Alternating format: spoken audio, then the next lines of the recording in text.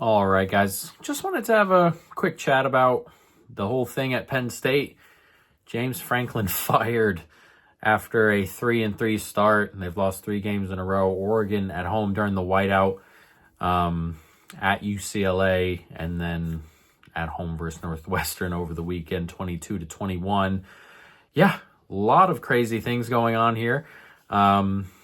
First, I didn't expect it in a weird way. I know they were struggling, obviously, and things were kind of falling apart a little bit, but it felt more like they had the Oregon game in which they dropped and then kind of just let the hangover beat them at UCLA, and that's what it felt like. And then today, they drop at home in a game they ought to be winning, of course, and and then the firings happen. Drew Aller's out for the season. His tenure at Penn State is probably over, and it all just fell apart so quickly. It went from 3 weeks ago they were ahead in overtime, with a chance to beat the number 3 team the top 5 team in the country in their conference on a roster, on a team that had expectations of winning a title. And then 3 weeks later, here we are with no coach, no quarterback, and a season that's falling apart. And then lots of other things, of course, happening. They've had recruits back off. That number 1 running back has backed off of Penn State there.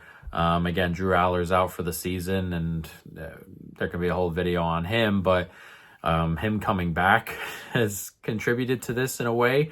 One, he hasn't stepped forward. 2, he could have, I'm not sure what it looked like if he were to declare for the draft, but if he had the option and the thought was that he would go semi-early, him coming back may have really screwed his own career up. And he didn't play particularly well. I don't think he's a particularly good quarterback, but none of that really married in together, and you get this mess. So, James Franklin fired. That's a huge buyout, like 50-something million buyout, which means they're at least committed to turning it around. There's money there. And look, I know it's the whole, he's had a ton of wins thing. He got to the college football playoff semifinal last year and all that fun stuff. But also, the performances aren't that great and haven't been that great. They're always talented enough to win enough games. The talent's there to win some of these big games. They never ever won them. They lost the Oregon game recently, and that looks a little bit worse after the Indiana game, because Indiana pushed them around in the trenches a little bit, and that's a team with no 4s and no real 5 stars and no real 4 stars. So talent-wise, shouldn't be, but were. And Oregon pushed Penn State around for the most part. Again, they almost came back and won that game, but it was 17-3. They were being outgained by 1 million, and again, that's one of those ones they steal, and everyone's like, hey, look, everything looks great here. But also one of those ones that didn't look particularly good. So it's been a while since they've won those big games, and that's a coaching thing to me, for the most part. Again, the talent's there. It's not like the talent isn't there. Talent's there to go out and win some of these big games. They just never did. And again, they get to the college football playoff last year. They get the Group of 5 Boise, and then they play a Georgia team whose starting quarterback had been hurt the week before. And you get Stockton in there, who's not that great, number 1, and number 2, his first couple of games there at Georgia were just right there for Penn State. So again, they got to the semifinal, didn't play particularly well in any of the 2 games preceding. And excuse my phone, but it's just every year. Every year you win 10, 11 games. Every year you don't beat the teams that you're supposed to be on par with, and you survive a little bit. And then there's a dip, and somebody's got to pay the price, and it was James Franklin here. Now, again, they seem committed. We'll see what the coaching search looks like. in terms of whether he should have gotten fired again, I think it's a coaching thing. I personally believe he's done all he could at a place like Penn State. To be fair to him, he dragged that team out for a while there, really modernized everything they were doing. But also there's just the ceiling to what Franklin can bring you. And I think they reached their ceiling a few times. And so if you want championships, if you want Big Ten championships, personally, I don't think Franklin gets you any of that. Now, it is a huge gamble, number one.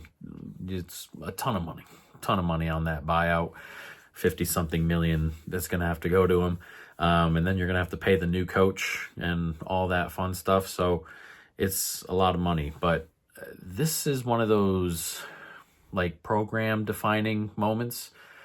If you get this hire wrong, Penn State may never be the same again, genuinely. Like, that's one of those things. Like, it was already capping out at just below the Ohio States, just below, the Oregons, theoretically, just below some of the other big programs, the Alabamas, all that fun stuff. It was already capping out there. Now, if you mess this higher up, you're looking at a really, really big issue, because it'll drop. The program drops. Every time you mess up a hire, the program drops a bit, and you always have to dig it out.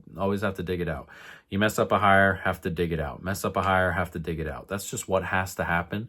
It's just what happens naturally. You lose a little bit of recruiting when you're not playing as well, winning as many games. You lose a little bit in recruiting. You just lose a bit of stature just in general. Like, that stuff adds up as it goes along when you're not performing as well. And again, this was capped out below where they wanted to be.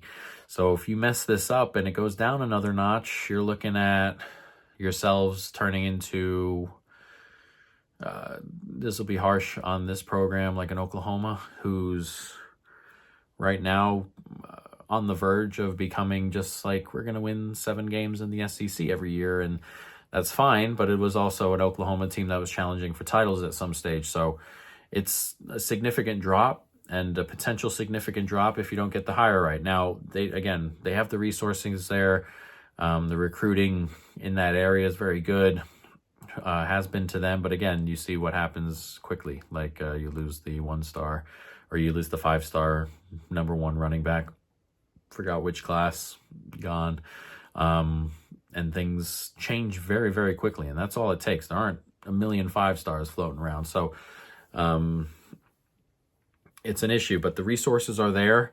But, if you waste them for 2 or 3 more years, then the damage is really, really significant. So we'll see. In terms of hires, I got nothing for you. Like, this is a weird time to need coaches. Like, there isn't a ton floating around. I've heard a lot about Matt Rule, which I don't think would be a good hire. I like the guy at Iowa State. I've seen floated around a couple times. I think he'd be a really good hire. Personally, he's done really, really well at Iowa State and done plenty with nothing. I know you're going to call all the big dogs, but is Curt Cignetti really going to leave an Indiana team that looks the way it currently does for a Penn State team? Probably not. Indiana have really stepped up in what they've been pushing into the football program last couple of years. He just may not be interested, which would be completely fair. Some other names I've heard, Elko and Lane Kiffin, and a variety of different names out there. But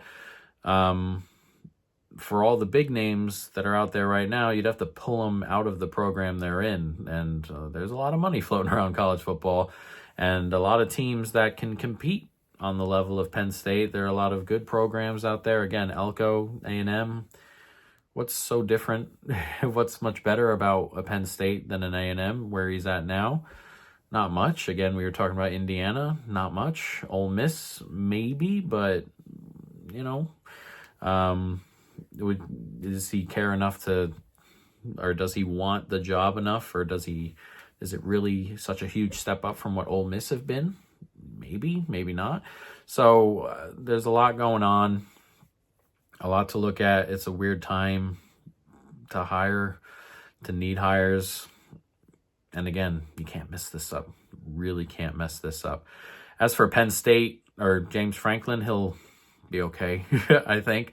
Again, the huge buyout, you can take a year off, whatever. There'll be schools lining up to hire him, so he'll be out of a job until probably he decides whenever he wants to come back, would be my guess. I imagine there'll be plenty of teams looking for or at James Franklin. I don't think he'll be too upset. He'll be upset about the way things ended and how he couldn't really ever get over the line at Penn State. But again, he kind of helped bring that program forward and did plenty. But he's just limited as a coach, and that's okay. But he'll be fine. He'll end up with like 3 paychecks at a time.